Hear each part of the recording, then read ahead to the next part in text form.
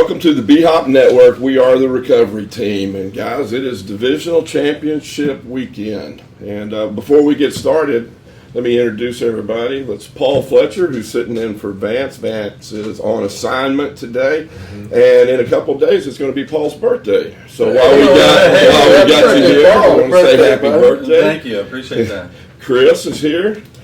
Big Mac is here. Sean is here. And we're ready to talk about some football. We're ready to talk about some things that happened last week.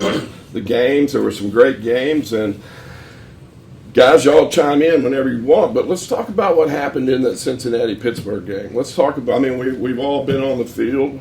And we've all been expected to perform and act like professionals, like adults, like real athletes. And some of the things that I saw out on the field that day were unforgivable. Right. Yeah. You know, and I don't blame the players as much as I blame the head coach. In my opinion, Marvin should be gone. I agree with Randy. I think Marvin Lewis showed poor leadership by allowing that kid to continue to play in the game. That was uncalled for. He should have immediately benched this guy because, in essence, this kid not only got a penalty, but he probably cost Marvin Lewis's job. I agree, and I know who you're talking about, but let's talk about what Pac-Man did. You know, Pac-Man shoved an official. You don't ever lay your hands on him. That's true. And the unsportsmanlike conduct that was going on that field was just rampant, and you can't have that. These guys are professionals. They're paid a lot of money to play hard as they can, and then go to the sideline and sit down and get ready for the next series. That's what I don't understand. That these referees knew what type of game this was, the atmosphere, how the previous games was when they both played against each other, how it was so much emotion, how many penalties they had prior to that, and then you had Marvin Lewis already had the guy on the sideline before they was going back out there on this important series, let them know, hey, you need to play calm, and this dude still didn't calm down out there.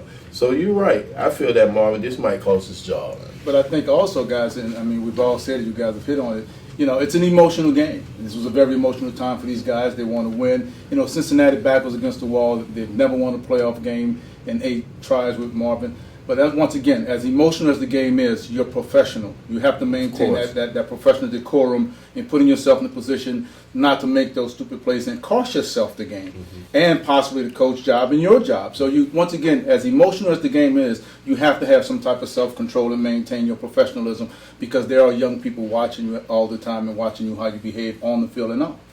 And, to start the tempo of the whole thing, the officials had to stand at the 50-yard line during warm-up. So even going into the game, we knew that there was going to be a problem. You can't have that at that level. Right. Guys don't act like that at that level. You don't have to have babysitters at midfield keeping teams from crossing over, during pregame warm-up. That's ridiculous. And there for a minute, I was ashamed. Right. I was ashamed of the way these guys were acting. Do they act like that in baseball? Yeah. Do they clear the benches? Sometimes they do, but that was pretty good. I don't think it gets to that level at all in baseball. But like Sean was saying, there's a lot of emotion in there, but there still needs to be a level of professionalism. Absolutely. And that just wasn't shown. Well, how about the other games? How about the Green Bay game? Great game. Rodgers, he showed why he is considered one of the best playing at his position. Not only him, but also overall team came back the way that they were down. I think it was 11-0 or 11-0, and came back and started moving the ball, and they did a tremendous job of winning their game. I think one thing we saw that from this team this week opposed to the team of old, and we not losing but the winning when they're on that streak is the team effort all the way across the board. The defense was hitting, they were running the ball, they did all those things that they've done in the past to be successful, and that's what made them be successful this week because the running game took off. Rodgers' confidence was was up. The defense was all on, hitting on all cylinders. So once again, you saw a team that when they play together, they're unstoppable. Green Bay is unstoppable when you got both, offensive, defense, and special teams clicking on all cylinders. And I think they're going to be, if they continue to play that way, they're going to be a force to be reckoned with throughout the playoffs. Let's talk about the Seattle-Minnesota game. Let's talk about the kick that was missed.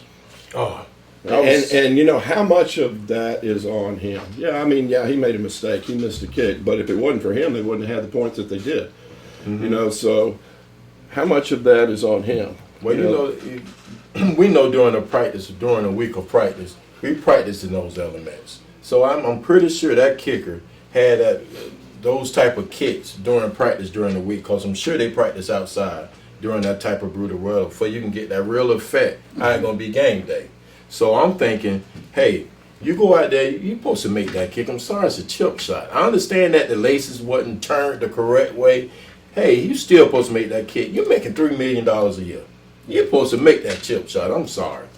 But it was also pointed out, if you watch the film, not only he lost some traction on his planted foot, and that's what really caused the hook if you watch it. So I don't think it was so much the strings being, facing him and so forth. It was the slipping of his foot. But once again, I love the way Minnesota handled that. Come on now. You acting like when you was a DB, 27 yards. When you was bike pedaling, you gonna tell your coach, hey, I couldn't get into that slant because I slipped, coach. No, well, you don't make excuses. All right then. And I'm not making an excuse for him, but I'm just saying, you're absolutely right. The kick should have been made regardless. It was a chip shot. He makes all that money. He shanked it. And he shanked it. So it might have been nerves, emotions, all those things come to play too when you know the game is on the line. Even though he's gave them all the points they had, here, this was for the game. So with the nerves and the the emotions flowing, bottom line, he dismissed it. Chris, how about that? Yeah, you paid the kid. You paid the kid. You costing these guys, man, it's just their livelihood. Some of them guys might not get back in the playoff ever. You're absolutely right. And then the KC-Houston game, I mean, what can be said about that? Houston was just outmatched. No. They weren't ready. And, KC came in and played like KC's capable of doing. So there's some great games coming up, and we'll be right back.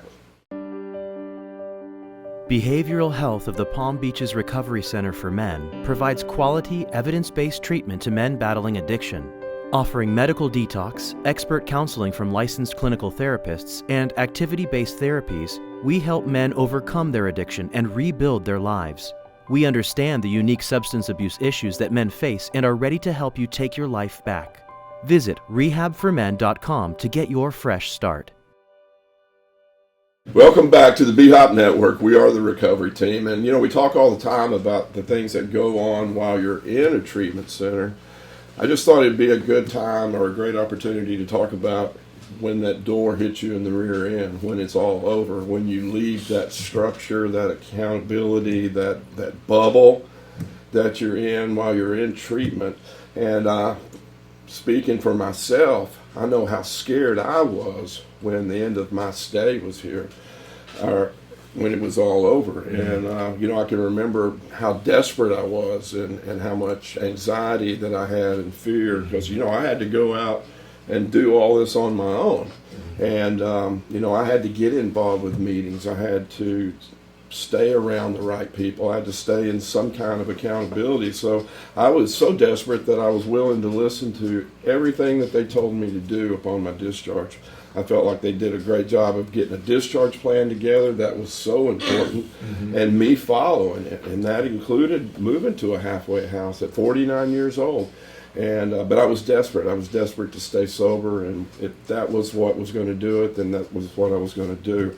And getting plugged into meetings and getting a sponsor and doing the things that I'm supposed to do that keeps me accountable and makes me do the next right thing. You know what I mean? And it is tough out there. The life is still waiting for you to walk out those doors, and it's going to come at you just like it always does. But I think you leave here, you leave treatment, you enter recovery with the tools to deal with life on life's terms.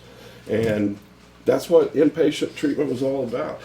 When I came here, and I learned a lot about myself and how to deal with the outside world. And I say this all the time, but I learned how to be a man again. I learned how to be a husband, a father, a neighbor, an employee, because those are all the things that I forgot how to do when I was in my addiction.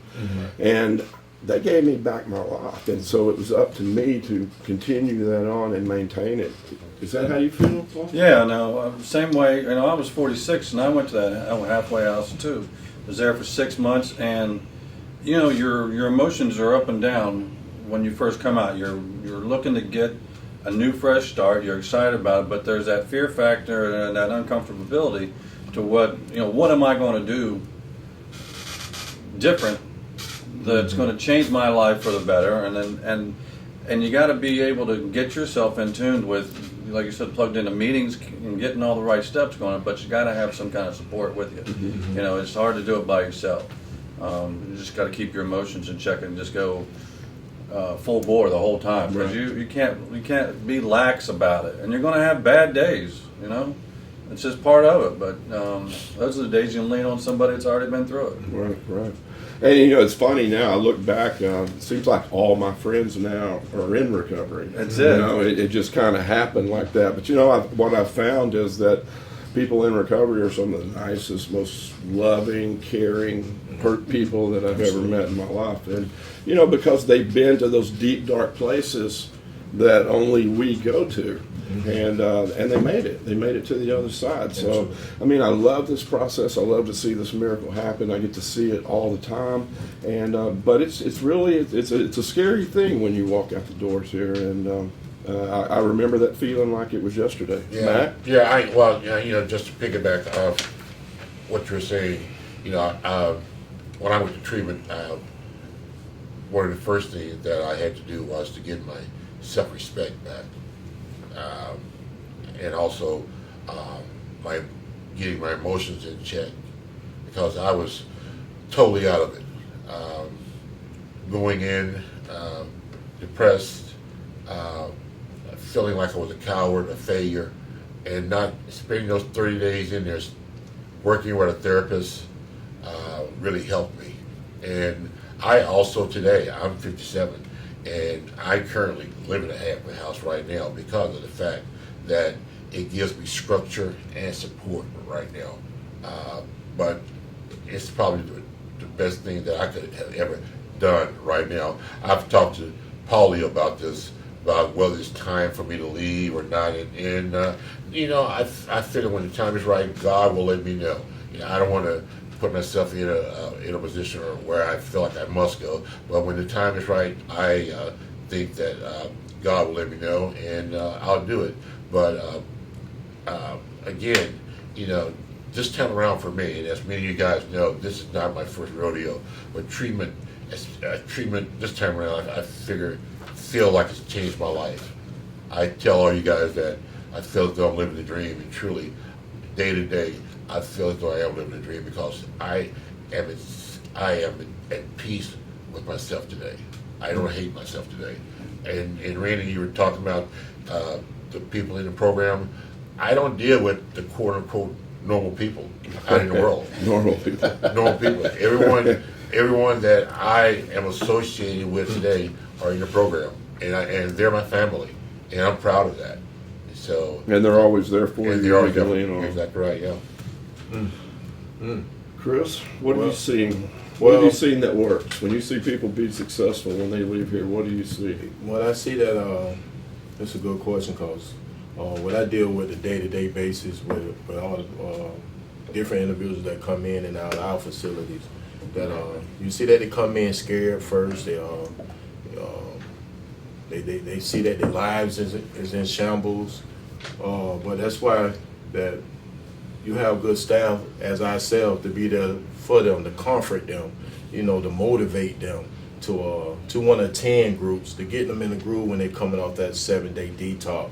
To show them the property again, because once they come in, you show them the property, they really not into it. They really don't know the ins and outs about this situation, because some of them come in for the first time, or some coming in third or fourth time. And one thing I take pride in, and making sure that they feel like they're at home and that somebody really care for them and love them. And to let them know, hey, I'm going to be here with you, step by step. You're going to take baby steps right now. That's the key. Take your baby steps right now. Don't worry about the outside world. Just worry about what's going on in here. Once your time is about to leave this facility, then we're going to work with the tools that you can use that can help you be successful out there. That's why we always keep our numbers on standby, especially with recovery coaches now, and to let them know, hey, I'm a phone call away. I don't care what time it is in the morning. I can maybe stop you from taking that drink, stopping you coming back in here. Just to let you know I care for you and to let you know that, hey, we here to support you. That's why we got the IOP, that you can come back just for the group settings to make you feel like, hey, I'm still part of this. And that I can just gradually get back in the real world. And that's what I see that each and every day. That's why I make sure that, hey, some of the guys don't be young ladies might don't be feeling like going to group. Hey, I always just come by, give them a hug, say, hey, I'm going to go to group with you. Let's get off this detox patio. Let's get back. Because you might hear a message that might can help you in your recovery. Sean, what do you think? I mean, you guys have hit it all, and I think it's important, y'all hit every facet of it, and I think the fear leaving the facility is greater than coming in, because now you're sober, you got to face all those challenges that you faced before, and I think the important thing is you guys say, having that support may not be your regular family, maybe guys who gone through the rehab just like you, because now they can relate to you a whole lot better, they know what you're going through, so that makes it easy to battle and to not be so fearful of the recovery once you go out there and you hang around people that's going through it with you. I think all those things are very, very important as we come out of recovery and we start our lives all over again. It's a building process, and like you guys said, there's going to be that moment where you do forget, that you're scared, you may relapse, but you got to just keep fighting. You got to have that support group that that's there, that's supporting you, uplifting you. Like Chris said, taking you to that meeting. Get that guy that's going to not say what you want to hear, but be there to support you and take you to that meeting that you need to be in, and not take a day off. So I think you guys have hit it on the head. It's just about support. It's about taking ownership, like Randy said. And hey, I want to get better, and you got to stay the course. Have that plan when you get out. Before you get out, have a plan in place. So that way, you have something, a goal in mind that you're trying to set. So if you get off course, you can get back on court and work this thing the way it's supposed to be worked, so you can live a productive life. And Mac, you said you were 57? You don't look a day over 67. We'll be right back. I ended up in a coma because I had drank so much alcohol and I stopped eating that everything in my body started shutting down. I was rushed to the hospital, and the next thing you know, 26 days later, I wake up and wished I was dead. We absolutely destroy the people's lives that we love. And when you get to the rehabilitation facility and you start listening, you start recognizing the damage that you did. And then you have to ask yourself, is it worth to go back out and do that to your loved ones again?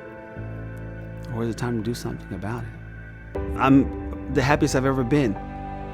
I wasn't this happy when I was making millions of dollars. I wasn't this happy when I was so successful and everybody wanted signed autographs. I literally now, in this short time of being sober, have more than I've ever had during my career, or even before that, or even after that. My goal now is to stay sober for the rest of my life. Welcome back to the BHOPB Network. We are the recovery team. And Paul, what about this week's game? This is a big week, right? Divisional championship. Mm-hmm. Tell me about your game. I got Pittsburgh and Denver game, and it looks like Big Ben's going to play, and we are going to win again. The Steelers will come through. Even though we're playing in Denver, I don't know the extent of his injury that well because he's being hush-hush about it, but if he can come back in and win it and lead us there at the back, that last possession, the last game against Cincinnati, then he's going to have a week to recover. So, and Peyton, they're going to be a big hype on Peyton playing, and a lot of emotion on that. So it's going to be a tough game, I feel, but I'm a Steeler fan, so I got to go with them. I'm interested to see how Peyton does, though, because it's hard to early in the playoffs. He's very, very, very good. Mm-hmm. It's just when he gets to New England when he starts choking. Right? Yeah. Hey, Sean, how about the KC game? Well, I tell you what, I got to go with KC. You got to go to Andy Reid and the way he's prepared this team and the way this team has played all year. Really? In New England? In New England. I just think, I tell you, New England. Do I not say every week, don't bet against Brady? Hey, I've been going against them, and they've lost a couple of times. And I'm not against New England. I just think they're still banged up. And if you can get pressure on Brady, and we've seen how he reacts to pressure, he doesn't do very well. So, and I think Kansas City has the defense to do that. And I think, look, Kansas City's going to win. Bottom line. Brady doesn't respond well to No, he doesn't. When he gets hit, he does not respond well to getting hit. He throws the ball away. He just gets rattled. I don't care what you say. Kansas City's going to win. I'll see you guys next week, and we're going to talk about this. That was your game, so yeah, we'll listen to you. All right, listen to me, guys. What about your NFC game? I know Green Bay got a bad man in Aaron Rodgers, but I'm going with Arizona. Because Arizona, Carson Palmer, he electrified the league this year. He has some awesome receivers, and that defense with Arizona. And they got to come out there. I don't see it happening. I understand Green Bay, they running game would not be effective against our front four. I really think that Arizona will win this game, hands down. I agree with you. Mac? My game is Carolina and Seattle, and my prediction is Carolina will beat Seattle by 14 points, simply for the fact Carolina's defense is unbelievable, not to mention the way the offense is playing right now. Seattle, they're lucky to even be where they are right now, but they're going to Carolina, and right now, my prediction, Carolina will beat them by 14 points with or without Marshawn Lynch. Wow. And there's some great games this weekend. You know, there's going to be a good, and it's kind of like last weekend. It's going to be a good weekend of football. I think a lot of exciting things are going to happen, and a lot of shockers too. That's what I think. So, as always, if anybody that you know is suffering from this disease of addiction, we're always here for you. You know, you can get in touch with us. BHPalmBeach.com. We all have Facebook pages. There's Athletes in Recovery. There's a lot of ways to get in touch with us. So don't let this go on another day. And thank you.